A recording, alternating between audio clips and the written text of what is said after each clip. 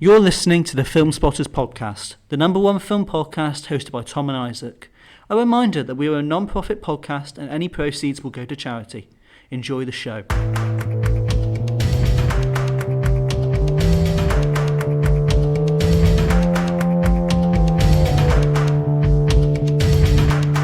Hello. Welcome back to Filmspotters. Woo!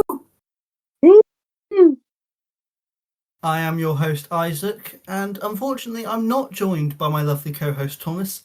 He is just decided to die or something. I don't know where he is. In the magical Valhalla of Legoland. He's in the magical Valhalla of Legoland, apparently. He just couldn't be asked to show up for our Odyssey special.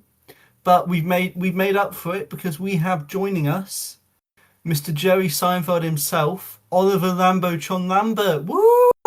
Yay! Yeah, back again. I didn't know Lambert was remembered the name. I didn't know I was that famous now. No, everyone knows the Lambotron Letterboxd account. Everyone knows it. 3.5 and a like. 3.5 and a like. The iconic. The iconic 3.5 and a like.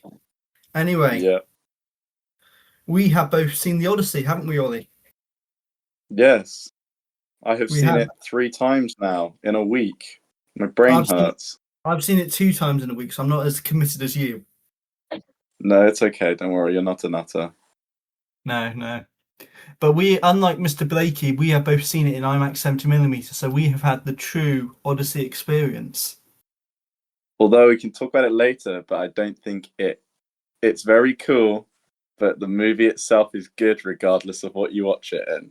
I've seen it in 3 different formats, and it's great every time. Yeah, I concur. We'll go more into that later. But I'll briefly introduce the Odyssey if you haven't heard of what this is, if you've been living under a rock for the past week. The Odyssey. This is the 13th film written and directed by Christopher Nolan.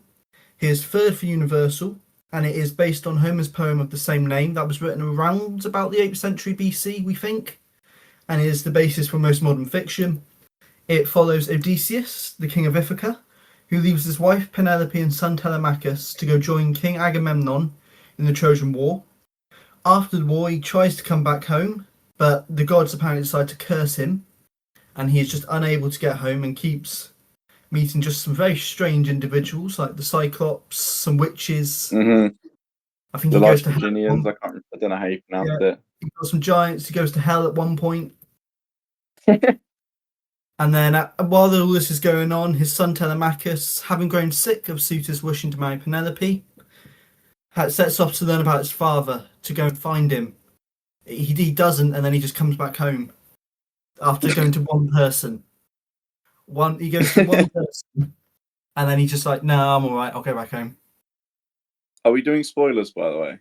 Yeah, this whole thing is just a spoiler review. You've had a week. Okay, cool. I can say yeah. You've had a week. You might as well have watched it. If you haven't watched it by now. Fine. Yeah, cool.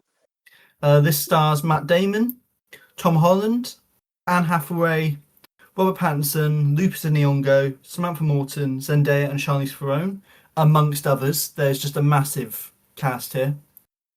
2 of my favourites aren't even in that list as well.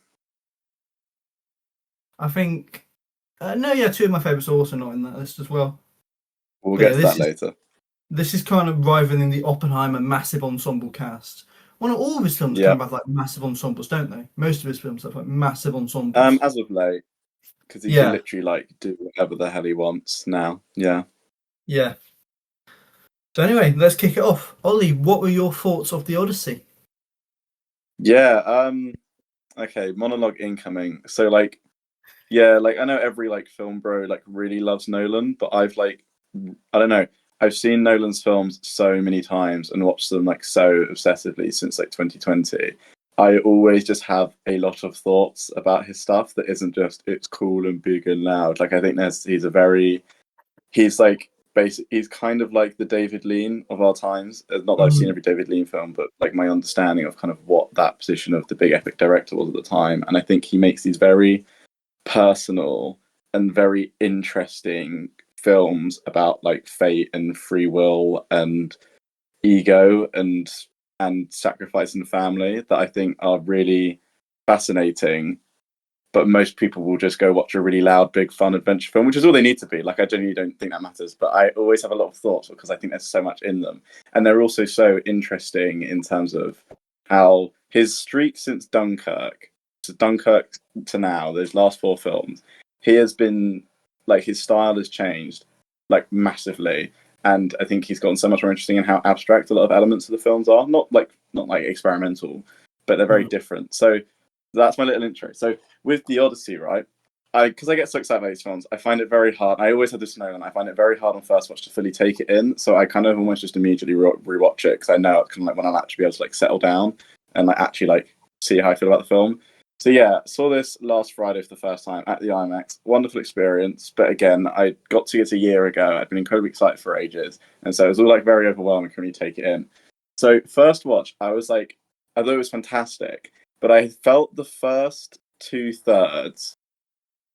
Yeah, we can talk spoilers. So the first 2/3 where it's like the actual Odyssey of him trying to get home, because the third act is him at home and dealing with shit. Like the first 2/3, I didn't think were bad. I was just kind of a bit like, wow, I'm not fully taken with this. Like, it's great, it's cool, it's massive, but I'm not like fully like in awe and overwhelmed the way I normally am with the Nolan. Like, so I was just a bit like, wow, I was surprised. And I thought the last act, when he's home and he's reckoning with what he's done to the world and to himself and his ego, I just thought it was incredible. I was like, this is one of the best things he's done is that last hour. So I did both this movie and Oppenheimer. I saw Friday night at the IMAX, and I just went to my local cinema 2 days later and just went and saw it on a smaller screen just so I could actually process it.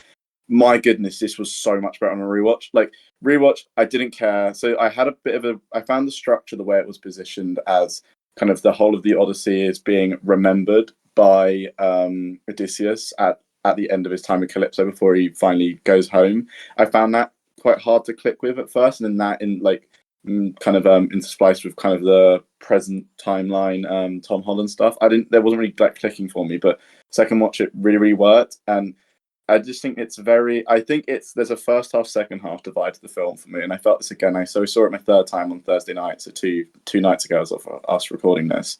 I think there's a very clear first half and second half divide. I think the first half, where it's all the cool Odyssey adventure stuff, is really cool, but like I want it. The when the movie gets interesting is when Odysseus starts to fully come to terms with his actions and what he's done to the world and to his family, and all his duties as like father, husband, man, ruler, like all that.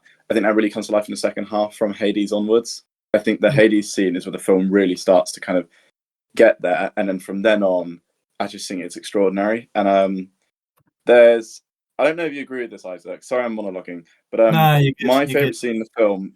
Yeah, my favorite scene in the film is in the last act when he's home and he finally gets back to Penelope, but he's dressed as a beggar and he is chosen because of advice he received from Agamemnon I think they're called shades in Hades, in hell. I mean, he chooses not to just arrive home as, here is your great king, welcome me back after 20 years. And dressed as a beggar who pretends to be a veteran of the Trojan War, he talks to Penelope about his memories of the war.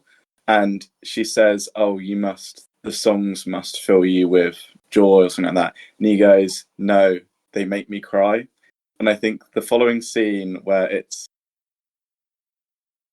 like him really laying bare what he did to the world and what his kind of cruelty and ego did to everyone and everything, like the way it's possibly doomed his son's future as a future ruler.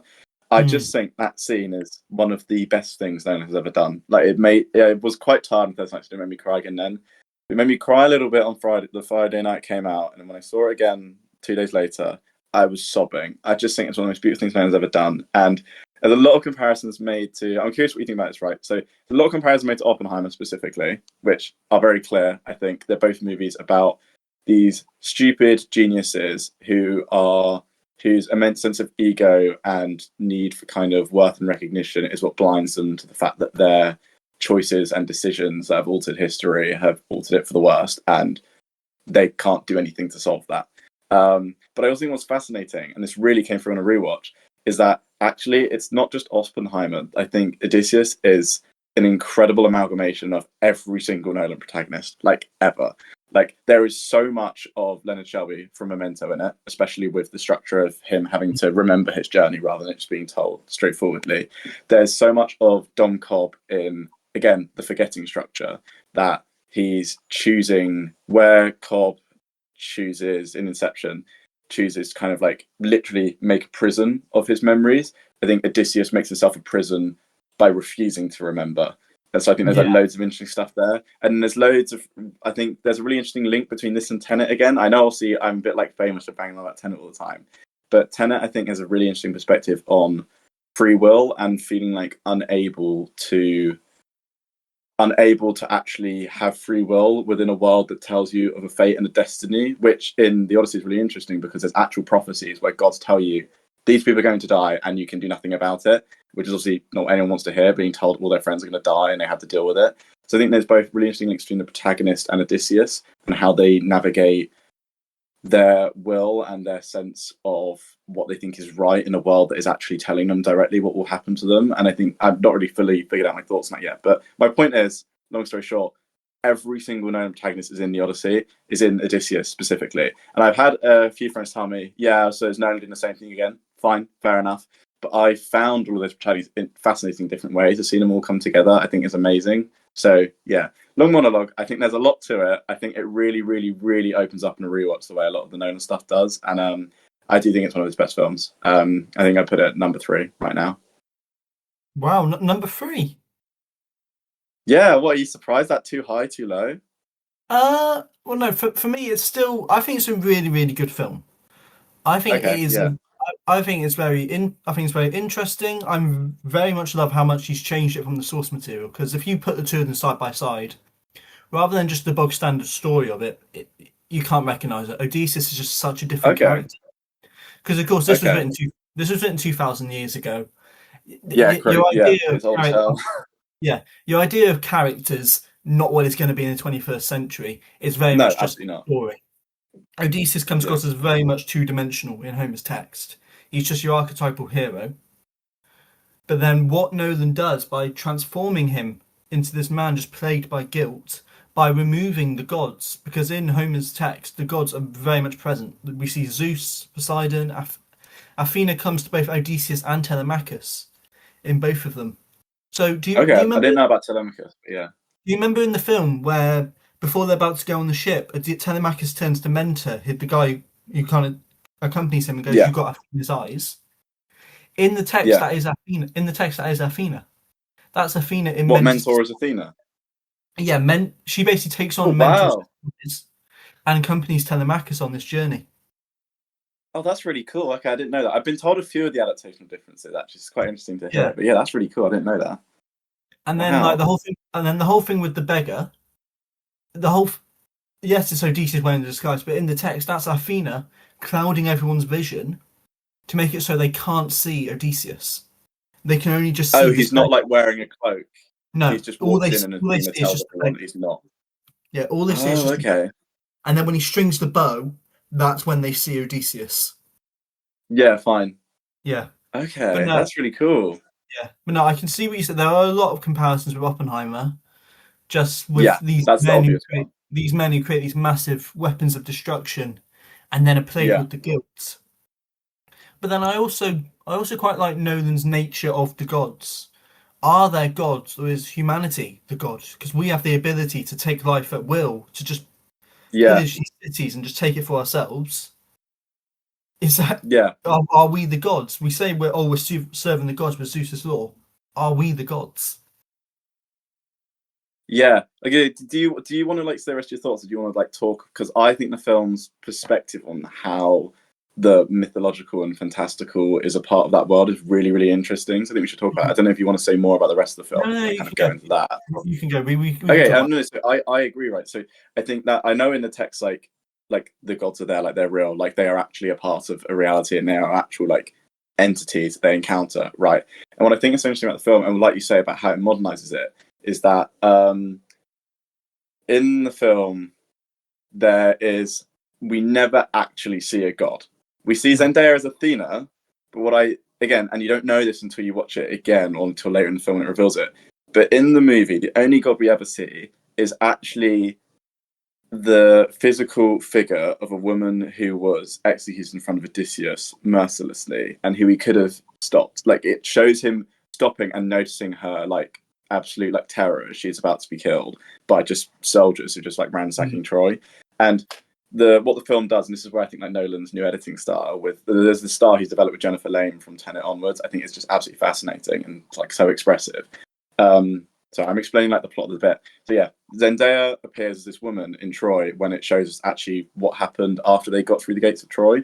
And she's a random woman. She's murdered like brutally and for no reason in front of Odysseus.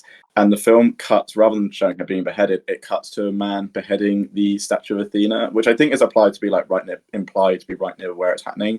But regardless, the point is that through that editing choice in that scene, it links Athena to that woman's body, and so the only god we actually see in the film is a physical manifestation of a man's guilt and how he saw that woman who died in front of him as the ultimate embodiment of what he'd unleashed, like the absolute savagery and cruelty and just like parasitic hatred of what he'd unleashed on the world. In, you know, they have their Zeus's law, but in taking mythology of the world. So what I think is fascinating about Athena, and it's why, again, we'll talk about it later, but I actually think Zendaya is one of my favorite people in the film. She's not in it much, but I think she makes such an impact because she is a ghost of a man's guilt, and he keeps telling her, why don't you gods speak in ways ways us humans can't understand, or us mortals?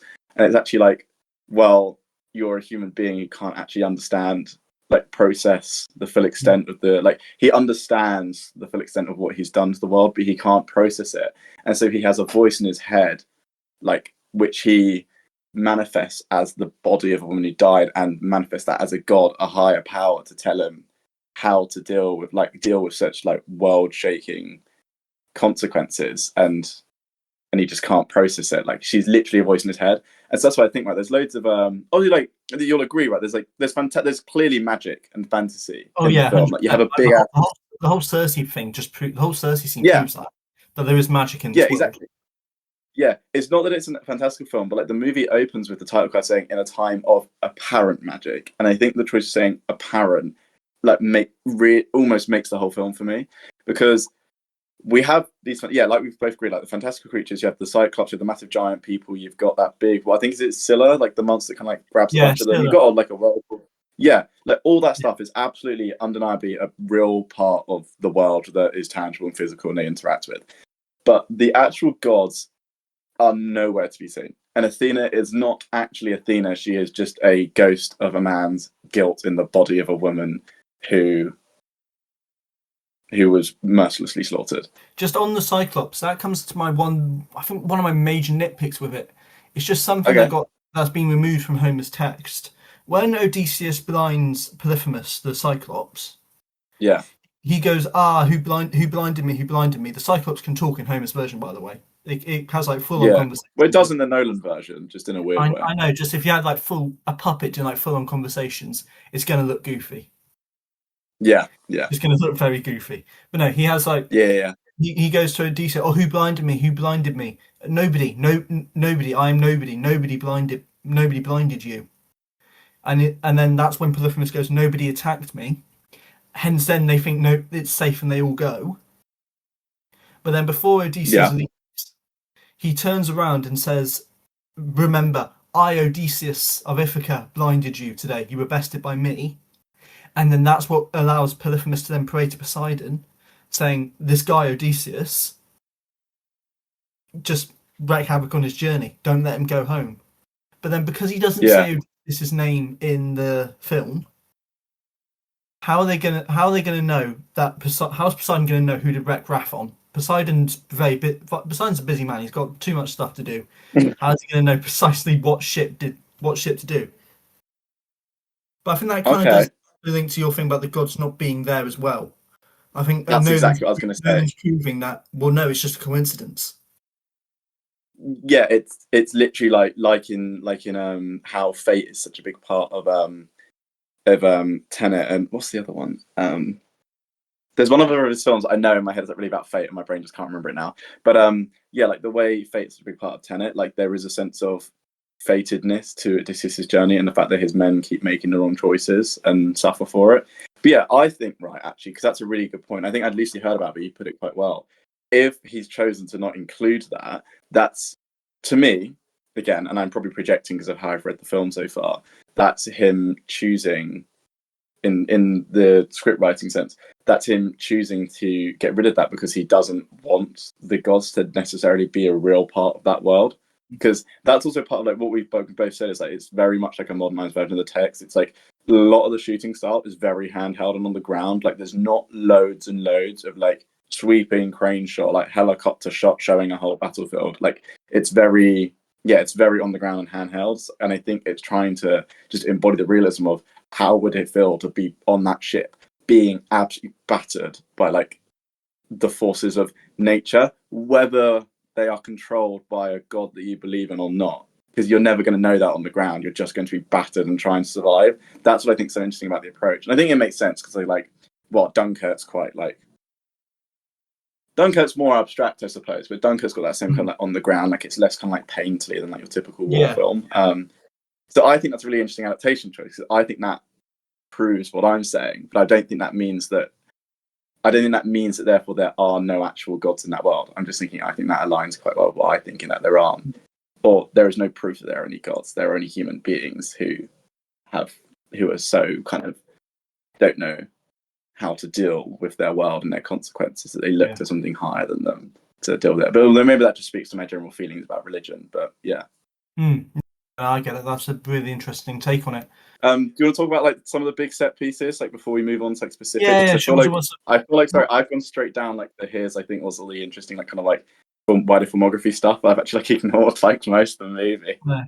I think what I love about all the set pieces is that it's all practical. There's no CGI. There's very limited CGI. It's very minimal CGI. Very minimal. I think the only thing I can really think of is with the whirlpool. I think they edited out the. Yeah, they'd have to. I know jet skis did it, and I think they edited out the jet skis, and I think they must have just like amplified the. I think they must have amplified the whirlpool in post. They would have done something to it. They would have done a lot on that. Also, there's other bits that I think. So I think like a lot of the practical stuff, like obviously the marketing tells you no CGI. It's actually just very clever mixes of a lot of different techniques. So like I think the Cyclops, there's that picture that's come out of what the Cyclops puppet looked like, and it's all very stringy and detached. Have you seen that picture? Right? Yeah, I've seen that one. Yeah. So it doesn't look like the Cyclops in the movie at all, right? No. But what I think they did actually watching it is really on like a couple of nights ago that I clocked this. Like the Cyclops, when he's like the whole body, and it's like a very like a close up of like the face reacting and whatever. Like it's not there's rarely like another person, like character in the thing, like a human sized Odysseus, Matt Damon sized person in the frame. Obviously he'll pick someone up. But I think actually they've got a guy, Bill Irwin, the guy who plays Case and Tarzan in Stellar. They've got him in a very incredible suit, and they've maybe done some stuff on the eye because the eye looks like so like unbelievably fleshy. I don't quite know how they did it. But it's also his skin is so like textured, like really human. So I don't think that puppet. I think the full size whole like body shots are a guy in a tiny cave, and they just like framed it really well. And maybe CGI composited in like other elements they shot of like small men, like normal sized men. But then anytime it's like one of the guys being like picked up from the top of the frame, like I think that is like a puppet hand grabbing them, or like they interact with a big eye. Like I think they've made like a big head with a big eye for them to stab and whatnot. So I think there's like a lot of it really interesting techniques. No, I agree with you. I agree. It's pretty amazing.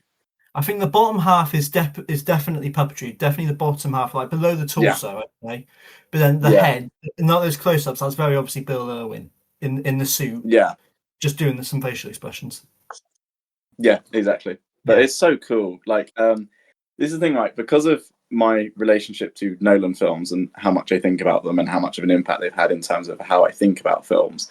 Like, I actually think in the case of the Odyssey, especially because it's like the thing that everyone was talking about before it happens, and kind of, for me, once I've seen it, the effect kind of wears off. I think like all these set pieces and the big action scenes, like the least interesting part of the movie, which is not to say they're not interesting. I think they're awesome. And like, it's just crazy that they're like there. But like, I don't know. I like love all the stuff of just like Odysseus in a tent with Calypso going like, "What's wrong with my life? What have I done?" I don't know. But I think like it's incredible, and like I love the final action scene is quite like weirdly like kind of like choppily edited, but it's also really cool. So like I really love like stuff like that as well. I love the Cersei bit. It's so cool. The Cersei bit. What I love with the Cersei bit is that Nolan calls back to it during the final suitors bit. I Does could he? have, I could have sworn he uses the same audio of all the men grunting whilst Odysseus looks around at all the suitors. Ooh. I think he kind of Okay, realizes, okay. I didn't notice that. yeah, I think he realizes, hang on, Cersei had a point here. Men are just pigs. Men are just Yeah, pigs in she is right. disguises. I think she's got Yeah, a point. and that yeah, and that's what I think is like really cool about the Cersei scene as well. Is that like she's also not just like cool body horror and just like I don't know, like Samantha Morton just like shoving her hand down a guy's throat. Like it's so like weird. But like I don't know, it's really it's not a particularly like strong 15/R, but it No, doesn't you could like have shown that to I think 12. because You could have shown that to 12, in my opinion. You could have shown that to yeah, 12. like I get why it is rated that, but I'd show it to a kid younger and they'd be fine. Yeah. Like I think the idea is that is because it's not 12A/PG-13, it's able to just kind of be more frank about things, even if it still doesn't choose to show it. Like, you know, she literally like mentions how they're all just like rapists and pillagers, and like the film doesn't show that. I'm not going to argue about whether it should or not, but like it clearly heavily implies it that they do that, and they obviously did Mm. and would have. And I just think like having someone like Cersei put it like that, and then kind of it be so like shocking, and it's like, well, these men kind of deserve it. Like it's like shocking to see. It's like not kind of, they do deserve it. They're like awful, horrible creatures, but at the same time, they're just people trying to get home to families. So it's like, Yeah. yeah, I think that seems fascinating. It's so cool, and Samantha Morton's so good in it. Oh, she's really good. Yeah. I just wish there was more of her. She's really good. Everyone's like, oh, she should get an Oscar for this. No, she's not in it enough. She needs to be in it for a bit longer to actually start to get Yeah, these kind of considerations. yeah. No, but she's great. I love her. Yeah, she's Yeah, always been great. She's been great in everything. She's a really yeah, really underrated actress, in my opinion. yeah. No, she is. I was gonna say before we move on, do you want to quickly talk about the last act of the movie when he gets home because it's quite different to the rest. How do you mean? So I'll make this quick. Like I think where everyone's making the Oppenheimer comparisons because they're very similar people. Like there's a lot of similar characterizations, and I think that's like absolutely correct. I think I really where I find this like really interesting as like the next movie after Oppenheimer is at the third act. Like in Oppenheimer, right? It ends with like him basically slowly just kind of martyring himself and accepting martyrdom rather than actually choosing to kind of do anything to like resolve what he's done to the world with the making of the bomb. Like Kitty says, like if you'd let them tar and feather you, that they would forgive you, or you would forgive yourself. And like that's very true. Like he kind of just chooses to wallow in his guilt forever.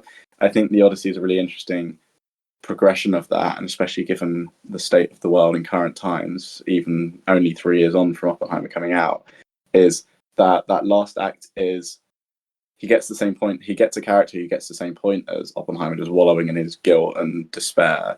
But then Odysseus actually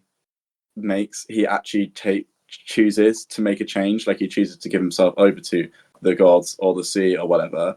He makes it home and he chooses to reconcile and with what he's done. And so I know in the in the actual poem he does like just slaughter everyone in the hall, right? Yeah, Like he does in yeah, the movie. she just kills So like everyone. yeah. So I don't know how the text frames it, but in the movie it's clearly like because he's already broken that law, he's able to just take everyone else who's broken it because of him with him, and who doesn't want to be remorseful for that, which is obviously what Robin Pattinson's role in the movie is. Mm. And obviously Telemachus isn't in the movie like not loads, but he has his like sections where he's focused, right? And he like there's one bit specifically in the final fight where he's Telemachus is going to jump in to try and help him when he's like, look guys, even as he's like getting like speared quite a few times, and he goes like no, because he wants him. What I think is so interesting about him as a character, as a progression of Oppenheimer's characterization, is that he actually goes and chooses to accept that he has doomed himself and his men, but that what he can do with the time with what he like his capacity left, even considering the damage he's done, is take everyone else who's broken the law with him and go into exile with his wife and Yeah, kind of clean all the like the hatred and like scar away in like taking the worst offenders and all the suitors yeah, with him and then going and honoring his men who he dishonorably didn't honor. And so mm. he like wipes the slate clean for his son, who the only person his son kills is someone who aggressed him. So his son hasn't broken law in that way. So Tom Holland and Telemachus are still like clean in quotation marks. They're able Yeah, to kind of start the world anew and rebuild it.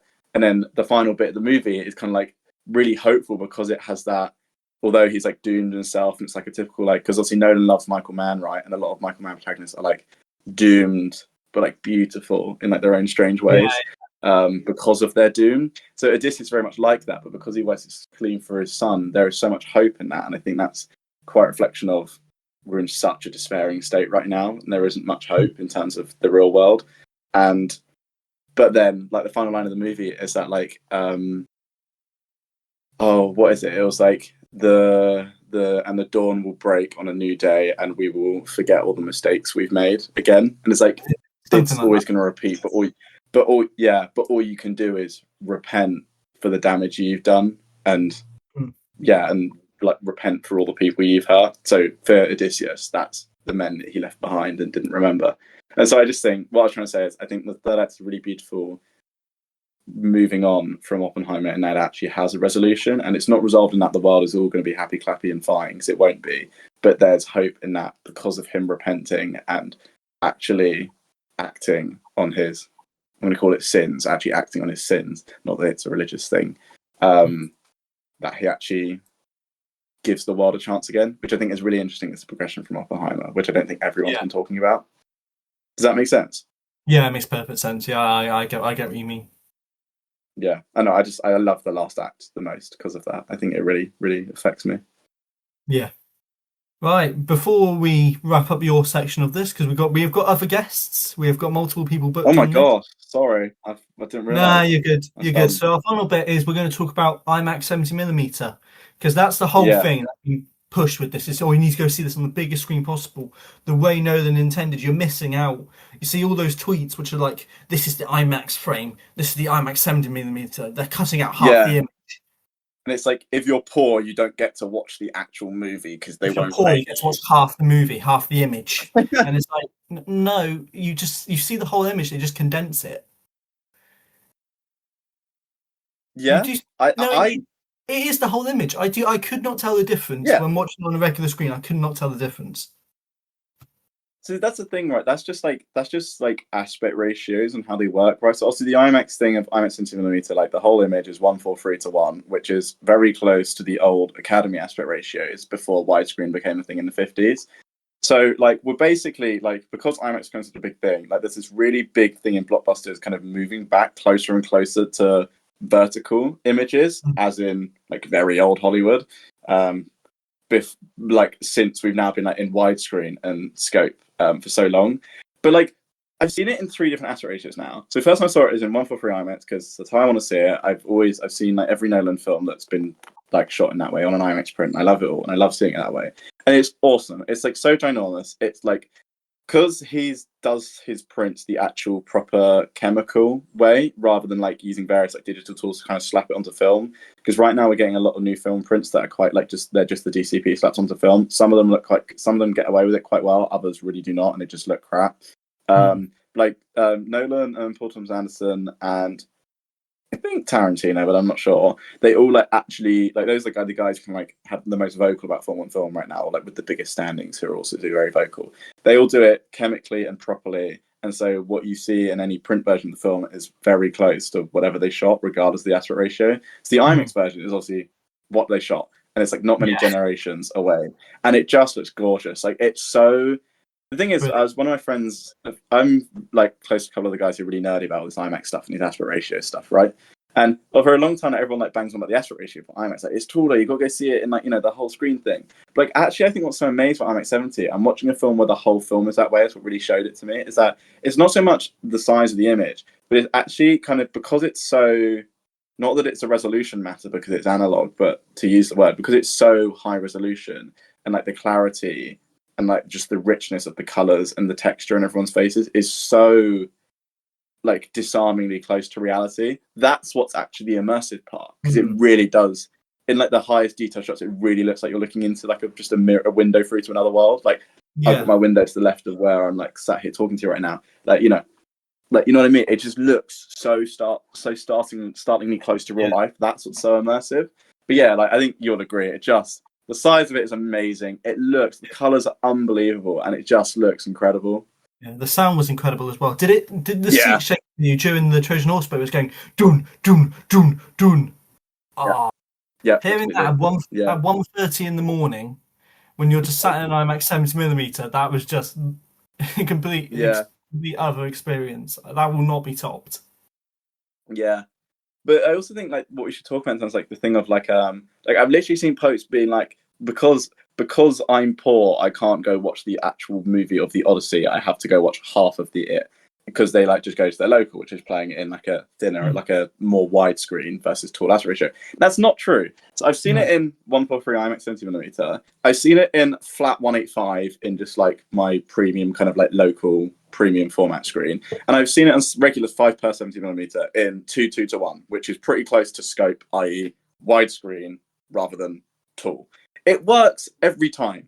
Like the 185 version, I was like sat front row because it was the only seat I could get, and it's like I didn't care. Like it was still like the film was even better. It wasn't better because I wasn't watching in IMAX. The film was just better because I was watching the film, regardless of the format. I was watching the same movie. And in 70mm, the print looked amazing again, sounded amazing again, but I was like shocked how well it worked in genuine, like nearly scope widescreen. Like I think there's a couple shots where you could tell it's like quite tight, like someone looking up at something which is only kind of like half in the top of the frame. But like it wasn't like so bad it was a distraction. And I just think like the movie, if you like the movie, or like if you watch the movie, you're going to like it as a movie. You're not going to like it more or less because of the format you saw it in. It might just make the experience better, which is absolutely true. My favorite experience of it has been watching it in the IMAX, even if I've liked the movie more since watching it in the IMAX. Yeah. Like I don't know how you feel. Where did you watch it when you saw it again as well? I watched it at my local view, so it was just bog standard digital. I don't know aspect ratios, but it's just bog standard. Yeah. Was the screen more kind of square like or quite a wide rectangle? It was kind of like, yeah, it was kind of like a wide rectangle. It Okay, was so kind of you probably saw the scoped version then, i.e. the right. widescreen rather than the 185 flat, which like we've both essentially seen a similar version of the movie with the 70mm version. Like, you know what I mean? It works fine. There's Yeah, some bits where it's it quite worked tight. absolutely fine. But for a, Not missing out yeah, on any. for a film no, like for a film shot in tall verticality, like natively, I was like shocked how well it like was fine in widescreen. Anyway, then before we let you go, my final Yeah. question. This is the same one I'm going to ask my latest guest. This is kind of a would you rather question. Would Oh you gosh, rather? okay. Would you rather be eaten by the Cyclops, be killed by the Giants, be killed by Scylla, or drown in the Uh-huh. shipwreck? Which of the four would you rather? If you had to die at any Do you mean like stage the of the shipwreck journey, in the massive storm at the end? yeah. If you had to die at Not at any the point end. of the journey, Is it Cyclops, Giant, Scylla, the Storm? yeah. Um, Loki, I'm gonna pick the Giants because that forest looks like really cool, and I think that's shot in Scotland, and I love Scotland. So like Loki, Giant can just like slash my throat and give me a big blood spurt, and I'm at 70mm. Like Loki, that would Good be choice. fire. Good And choice. also like Ludwig's just going actually like mental in that scene. So like I'm Oh, happy dying to the sound of but Ludwig just he like goes shredding. mental during the Trojan horse sequence. Just Oh, go it's so again. good, The so good. doing. Yeah, but again, like I'll just say it quickly, like the rest of the film, I think my favorite parts of the score are the more quiet and intimate and reflective ones, like the little flute that's playing, and again, like the piece that plays Yeah, over Odysseus's big monologue. I think that's like my favorite parts of the yeah, score still. But anyway, I'm gonna say the Giants because it would be cool to just like have like a big bloody like throat slash to yeah. thingamajiggy. But I prefer not to die personally. You prefer not to. We got Or to the die. lightning storm. Or the If you lightning storm, because I can do the Himesh Patel and just start like looking at Matt Damon like, oh, like screaming and then just like that'd be pretty cool. anyway, thank you for joining me, Ollie. I will let you go now as we move on That's to all our right. Sorry, I next monologued guest. at you yet again. I don't know why you That's keep that. letting me on. That's absolutely fine. So now you guys will hear from our next guest. Hello, Tom from the future jumping in here just to say that the next segment will be with Father Gregory once again. Apologies for not making it onto this episode, but I have a lot going on right now. But I will be here again for the Spider-Man Brand New Day review, as well as the ones in the not too far future. So, sorry again, but I like this film, the Odyssey, very good. In any case, enjoy this next segment with Father Gregory. Right, welcome to the second segment of our Odyssey special. We hope you all enjoyed my lovely discussion with Mr. Lambert, Oliver Lambochon Lambert. But we have another special guest here, who one might argue is a truer Nolanite than me and Ollie put together.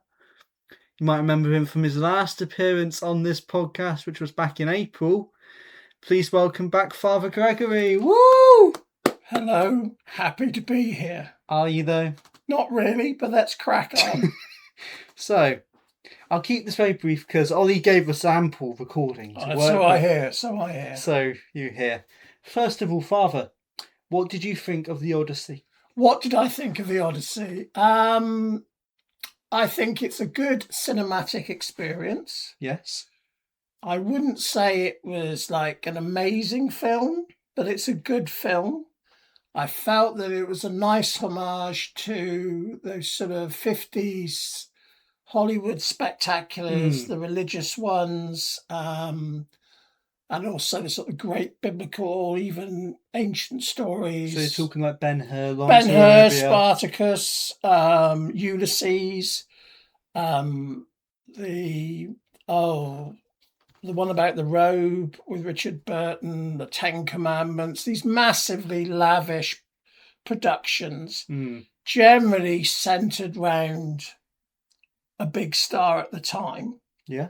Which you could argue with this Odyssey that wasn't centered around. You could say it was an ensemble cast. Matt Damon, I'd say, is quite a big star. He's a big star, but I felt the way, I was quite impressed with the way he played it because he didn't steal the show. No?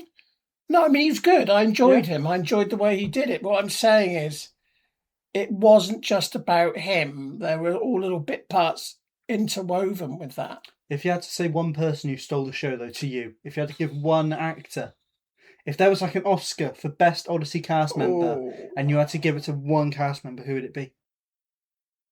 I would give it to Matt Damon, but with Samantha Morton coming a very close second. So you think Matt Damon and then Samantha Morton second? Yes. Okay. Personally, I would give it to I might give it to Rob Pattinson. I quite liked Rob Pattinson. You liked him, didn't you? You liked his slimy character. He was really slimy. He was good. He was really good. You a massive Twilight fan, Father? No, but I think he's a good actor. How about, what else has he been in? The Lighthouse, or you might like The Lighthouse.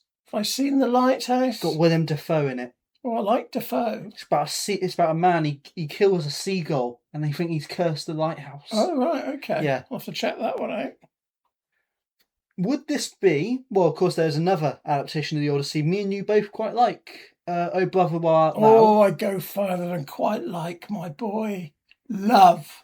Yeah, we both quite love. How do you think this adaptation of the Odyssey compares to Oh Brother? I don't think you can.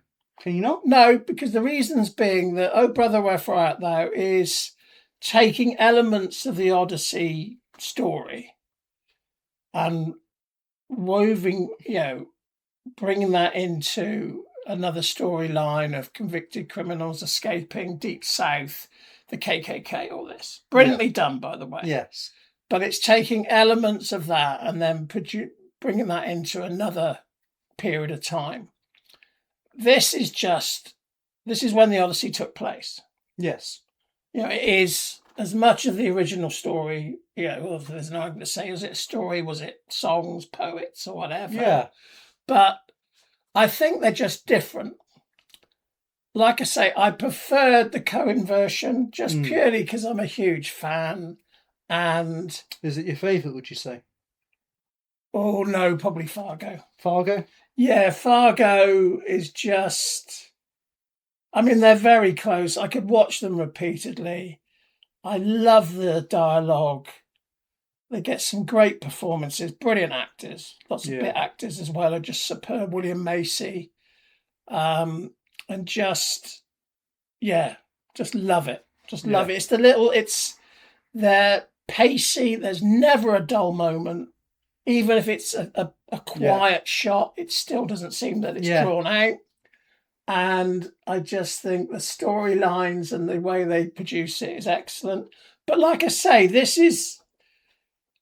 Nolan has done a brilliant job. All right. This is, as a cinema experience, Mm. brilliant. Yeah, you're going to sit there. It's, the photography is amazing, the scenery, the storyline. But it doesn't grab me. There's not, Was it kind of like the oomph that grabs well, it's just, you? it's like I say, to me, it reminds me of watching those films where I didn't think they were amazing. What, even when you were a kid? Yeah, but they were a great way of spending a Sunday afternoon. You got to remember, we didn't have pay-to-view. So, you turned on your TV, you got what you got. Mm. But if you were it was a rainy Sunday afternoon, you had nothing to do. Remember, the shops were shut and all this stuff. And you turn on and there's Spartacus. You're pretty happy. It's a good yarn. It's a well-done film, and Kirk Douglas is good. If you turn it on, you got the Ten Commandments or Ben-Hur. They are, I watched that. And the Odyssey was like that. I thought it was very well done. I thought all the actors did really well. I thought Tom Holland did a nice job. Yeah, I just think this is a step up for him. Yeah, I just think he's surrounded by so many better actors. True. He kind of gets a bit lost. I think a little bit of a disservice, because you imagine you're Tom Holland and you're famous for doing Spider-Man? Yeah, he's Spider-Man. Basically. And then obviously second to that is your marriage to Zendaya. Is it Zendaya? Yeah, Zendaya. Yeah. So you're pigeonholed. Whether you like it or not, you're pigeonholed. He comes across as a very nice geezer, very switched on. And I think... Very nice geezer. He does. He always interviews well. I think he's got his head screwed on. He hasn't lost it to that Hollywood rubbish. Comes across a very nice geezer. He does very nice geezer. So, he's given this role. He's going to look at that and be scared. Let's be honest. He's going to look at that and think, Jesus, there's a few A-listers here. Yeah, being very open about how scared he is doing this. With these roles comes a certain gravitas. There comes a responsibility to perform. Yeah. And I think he does a good job. And you said you said to me before I watched it that you thought he was a little bit in awe. And I actually wasn't that. I didn't think that. I thought he did a reasonable job and fitted in very well. And enjoyed it. Would you like to see him take on more roles like this? Yeah, well, I think any actor should take on, actors, they should... Yeah, the point... Well, I actually don't mind either way. If you feel that... If you're happy to be pigeonholed and you make a real good living out of it and you're good at it, carry on with it. I don't care. Yeah. But in the same breath, if you think, well, no, I want to push myself, I want to try something a little, expand my repertoire, then I think that's a good thing. And I think, and also, if you fail, so what? You're giving it a go. Sometimes you get pleasantly surprised. And people, you think, oh, that was actually a very good performance. Yeah. Of course, with the Odyssey, Chris Nolan is heavily kind of suggesting that we go and watch it in this IMAX 70mm format, which he claims is the true way to see the film. Yeah. We, of course, didn't watch that, and you. We watched that over in View, Longwell Green, which I think is kind of a step down. Well, I've never been IMAX, to an IMAX. From the BFI IMAX. From having what you've said, I probably don't want to. Because you're saying it's very loud. It was very loud. That doesn't appeal to me. I can't compare it because I haven't seen it on IMAX, but what I can say, I felt it lost nothing being in a normal cinema. That's the main thing I want to ask. Seeing it in the normal cinema, do you think you lost anything? No, Because not that's at the thing all. everyone online is saying. I keep seeing people going like, oh, because I haven't got the money to go to one of these 41 cinemas, I'm missing out on the film, am I? No, I think that's rubbish. But the reality, it's rubbish. That the reality is that people can't all afford to go to an IMAX. Don't have the ability to go to an IMAX because of, say, geographical reasons or whatever. 41 in the world. Exactly. And I think you go down a rocky road if you just start producing films purely for that and saying it's purely for that. The reality, a film should stand up, whether on a TV, a film screen, a computer screen, an iPad. Yes, there are certain films that I think benefit from the cinematic experience. One example I'll give you, a bit of an old film there, Dancing with Wolves.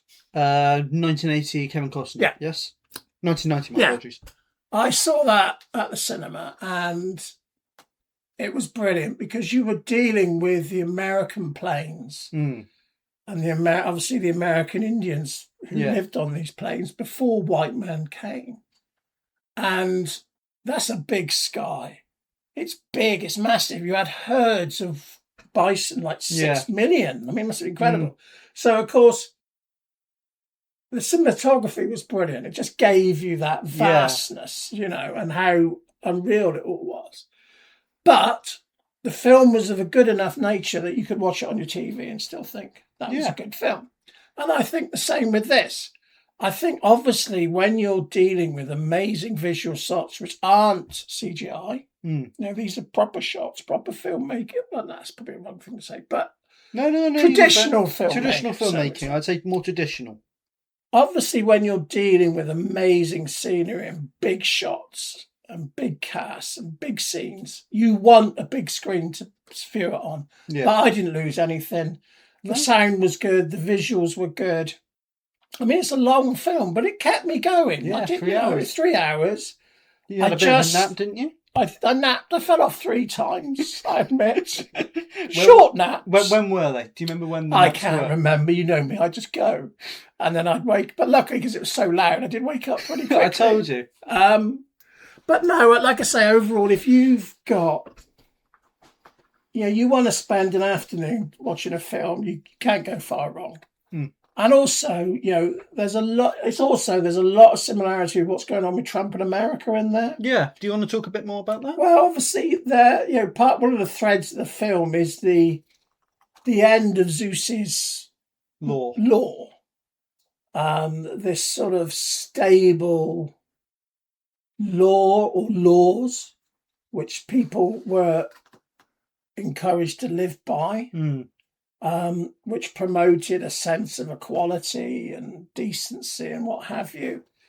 And Matt Damon is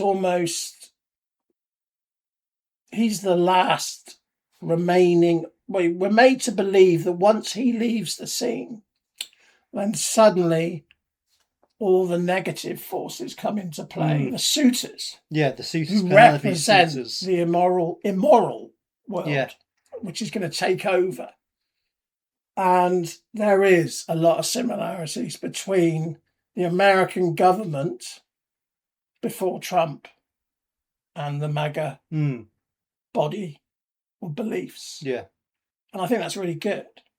I mean, the amazing thing about Homer's Odyssey is how it has stood the test of time in terms of what you can take from it and what you can transpose to modern life. When you say America before Trump, do you mean kind of like the Obama administration? Yeah, I would look at Matt Damon as Obama. You would look at Matt Damon as okay? In the sense that whether you agree with Obama's politics, with your left or whatever, he does come across as a very dignified, honest human being. Yeah. Where you feel straight away that you can trust, right? Yeah. That is, what was his character called, Matt Damon? Odysseus. That, to me, is the personification of Odysseus. Yeah. And the suitors, not one individual. You could say Patterson, but it's not that. It's the whole... Antonius. But it's the whole group. Yeah. Represent to me, let's make America great again, body of... no moral background, no moral code, all out for themselves, do whatever you need to do. And I thought that was quite interesting. Yeah. And I think Nolan definitely struck me a little bit that I think one of why he made it as well. Yeah. I feel. There was kind of a little bit of that in Oppenheimer as well. Yeah, there was as well. You know, obviously they touched on the Communist Party and stuff like that. And again, you know, he's an intelligent filmmaker. There's no denying that. And he's at the top of his game. And not, like, as you know, not my cup of tea in a lot of cases. But in this case, he's done it well. And like I say, to me, it was a great homage to that 50s Hollywood spectacular. Yeah. And really, I enjoyed it. But it didn't It didn't wow you. No, Brother of Fire that wowed me. Yeah. I knew it was about the Odyssey, but just the whole. I just thought the whole story was great. I got the soundtrack. That's brilliant. Yeah. But just, all these great bit. Holly Hunter is just excellent. They all come in. What's his name? Dan from Roxanne. John plays the salesman who's affiliated to the KKK. John Goodman. Yeah, in Big Lebowski. Yeah, John Goodman. Brilliant. But this, like I say, this isn't about. That's not like this is a sort of epic. Yeah. Picture. He's kind of standing for the Cyclops, isn't he? Because he's only got one eye. Yes, that's the whole bit. He's only got one eye. Yeah. It's really. It's just. I mean, weirdly, before coming on, I looked to see films based on or roughly or like that, the Odyssey, and there's loads. Yeah. It's it predates Shakespeare. This story. Yeah, this is I found out yesterday it's about 8th century BC. Yeah. We think this was now whether I presume I agree that it's probably more a case of storytelling, ending up with music, poetry, possibly. Yeah. Which we kind of noted with the inclusion of Travis Scott as the bards at the start of singing. We think that was kind of like an ode to the fact that these stories would have been performed via song and poetry. We're pretty sure that most of our history, our original history, has been passed down via the fireside. Yes. Naturally. And yeah, I mean, it's an amazing story. And like I say, it can be applied all over the place. But the first thing I thought when I came out was these sort of, how it compared with what's going on in America now. And it was very well done. Yeah. What would you say is your favourite set piece from the film? Oh, Samantha Morton making the pigs. Brilliant. Yeah. She is so good. If you watch The Walking Dead, she is by far the best anti-hero in that series. Did you ever see her in America with Paddy Considine? No. That's fair. That's a very good I mean, she's a brilliant actress. I can't say, I've seen her in I can't say what it was, but every time she is just brilliant. Yeah. She is a very, very good actor. And here she steals the show again. She just gets that natural. Oh, she's brilliant. Just eerie. Yeah. And that scene where she's massaging them from human to pig is really well done. Yeah. I also like the change from the text of having with the whole thing, but the pigs being a disguise for man being a disguise for the pigs, showing their true inner nature. The fact that maybe she's not turning them into pigs, she's just showing what's already there. Yeah, you could argue that it's actually not a skin-changing exercise. It's just showing what's already there. Highlighting their character. Yeah, good point. I enjoyed the trip to Hades. Yeah, it's always nice to see the dead, isn't it? Yeah. Vikings up. Did it? Yeah, well, I really enjoyed Vikings before the main hero died and it all went downhill. Yeah. But there was a lot of that. I mean, there's obviously a lot of linkage to death with Viking mythology. And there was a lot of that in that as well. I enjoyed that.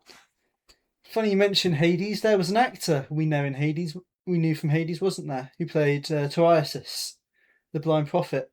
Yeah, I didn't get this. Who was it again? It was James Mamar, who plays Dexter's dad from your favourite TV show, Dexter. God, yeah, Father Gregory loves Dexter. He watched it all 8 seasons in a month. I watched him. Let me clarify.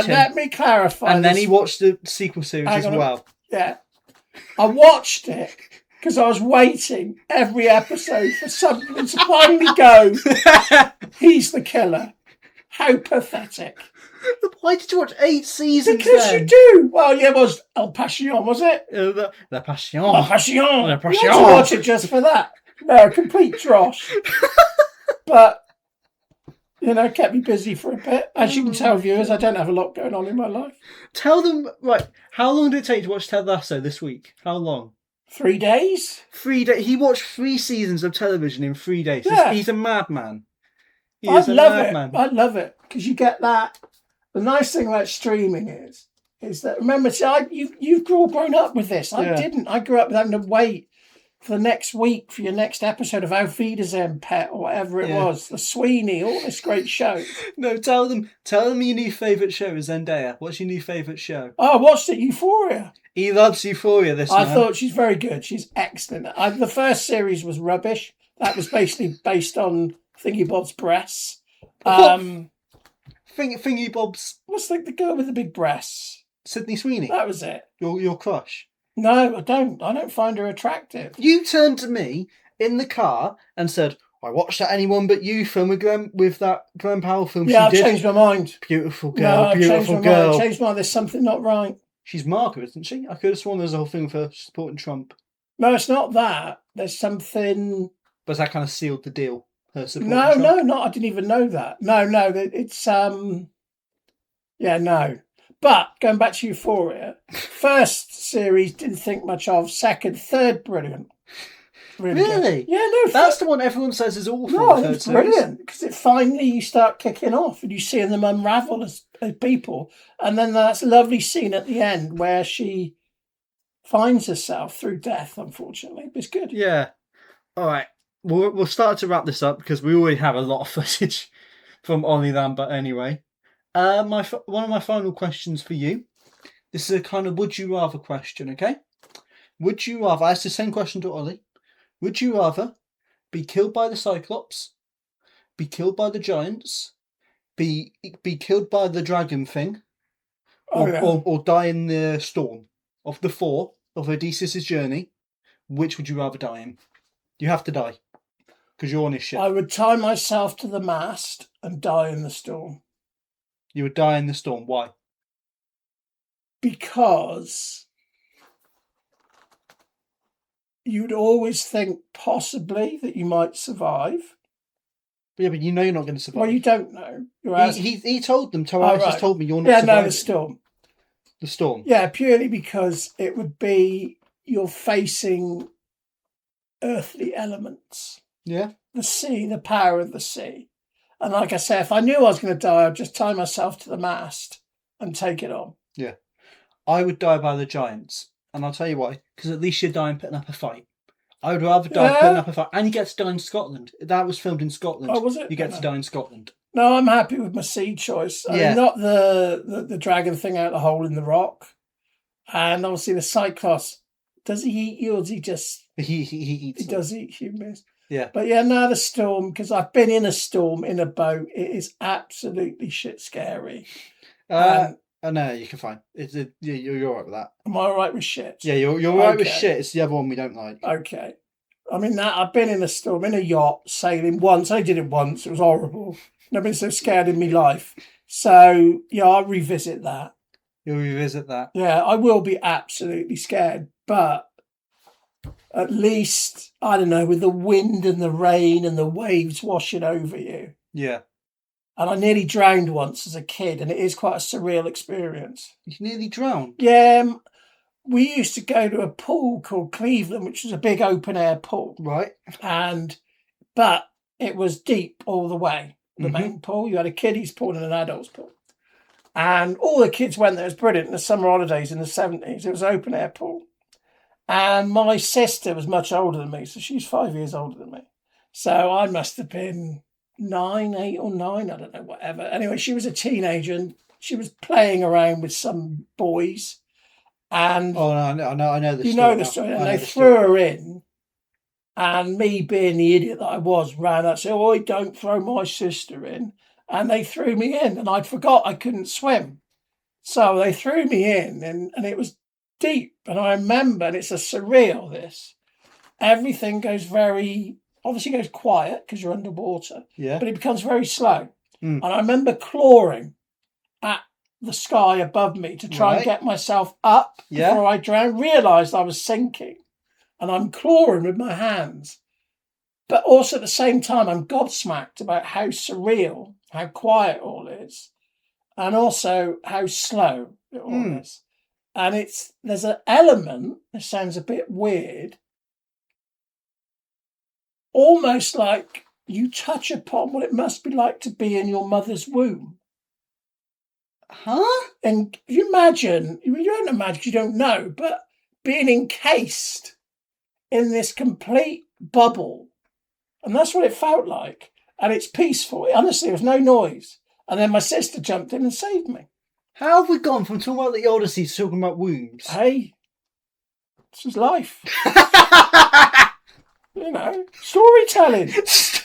Storytelling. Well, no, that's how it felt at the time. I only realised just now thinking about it. That is as near as I will get to how I imagine if you were alive and you had mental capability within your mother's womb. Yeah. Remember that you're enclosed in this organism which is feeding you. It felt at the time, like I say, there was no noise, total peace, and I was slowly clawing and getting deeper and deeper. It was very weird, very surreal. Right, okay. I think that's a good note to end our Odyssey special. I want to thank Oliver Lambert for joining me. Thank you, Father Gregory, for joining me. Absolute pleasure, son, again. Absolute pleasure. I think we had to take one thing from our conversation in particular. The Odyssey is good.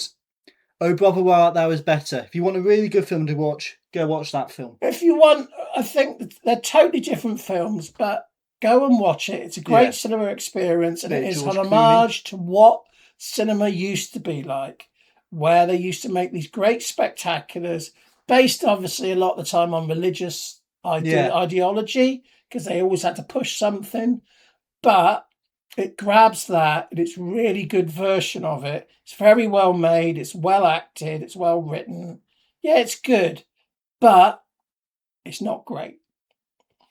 All right. Thank you guys for listening. We hope you had a lovely time, and we will see you guys in the next one, which should be Spider-Man Brand New Day. So we will see you guys in that one. All right. Bye-bye.